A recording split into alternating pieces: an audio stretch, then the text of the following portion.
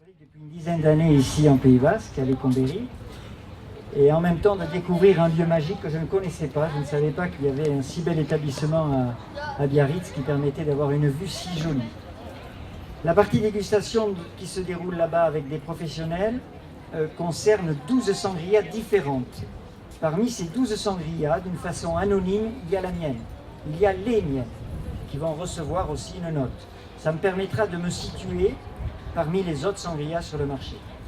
Il y a une dizaine d'années, j'ai eu l'idée que tout le monde aurait pu avoir, c'était de réunir l'image de la fête, la sangria, qui n'est pas basque, l'image du Pays Basque, qui est basque, et le piment d'Espelette.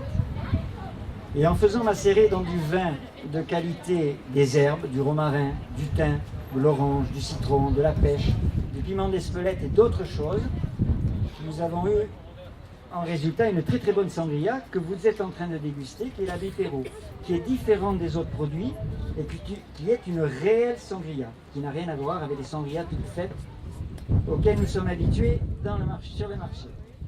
Donc il y a 10 ans, je suis rentré des Antilles où je travaillais, où là-bas ils ont un talent fou pour faire des rhums arrangés, vous savez, ils mettent beaucoup de choses.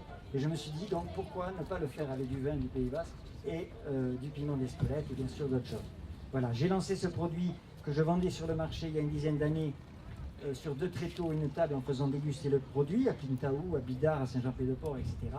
Et très vite, au bout de 6 mois, les commerçants autour du marché ont voulu la vendre dans leur magasin. Donc de suite, la demande était plus importante, donc je ne pouvais plus faire de marché. Et dorénavant, j'ai 350 points de revente entre Bordeaux et Toulouse, dans le Grand Sud-Ouest, un point de vente en Belgique, un autre au Luxembourg, et quelques restaurants à Paris. Une dizaine de restaurants. C'est la chaîne Chez Papa, c'est un Auvergnat qui tient ça, et où on peut boire la Bipero. Voilà, donc j'ai fait un raccourci très rapide. Sinon, pour me présenter moi personnellement, je suis né à Urugne. Je suis né à Urugne, Sokoa, c'est très important parce qu'il y a Sokoa Sibo, Sokoa Urugne. Ça fait 20 ans qu'on essaie d'être une commune indépendante, on est les premiers autonomistes, mais on n'y arrive pas. Et je suis installé à Espelette et à Alsou, ici en Pays Basque intérieur. Voilà. Je fabrique 3 sangrias. Merci de me le rappeler. La sangria rouge, la sangria rosée, où j'ajoute beaucoup de cerises, un parfum très acidulé, très charmant, qui me fait rappeler Itzassou un petit peu.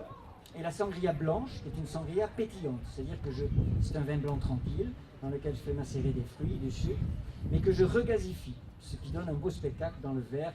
Si on prend la peine en décoration de couper quelques cubes de pommes ou de poires, tout ça fourmille et c'est très joli et c'est très bon. Depuis 2 ans, je fabrique aussi le Coca Basque, qui est un cola basque que j'appelle Biper Cola, Biper Piment Cola.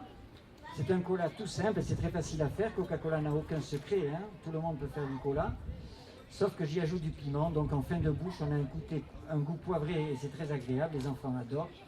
Et je devais le présenter aujourd'hui en lancement officiel. Malheureusement, mon fabricant de bouteilles m'a abandonné. Donc il a fallu que j'attende que je retrouve un autre fabricant de bouteilles. Et il va ressortir la semaine prochaine. Et nous aurons, je crois, l'occasion de déguster avec Henri au Fêtes de Bayonne, si j'ai bien compris. Voilà, si vous avez quelques questions, je viens y répondre au fur et à mesure. Allez-y. Dites-moi.